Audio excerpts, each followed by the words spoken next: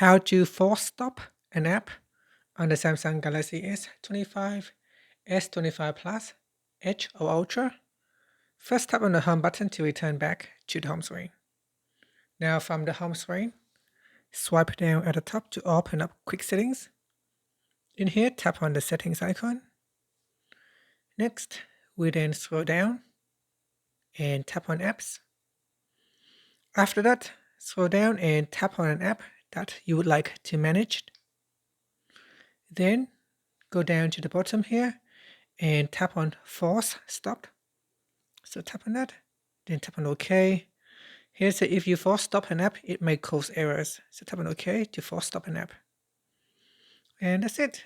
Finally, you can tap on the back key or tap on the home button to return back to the home screen.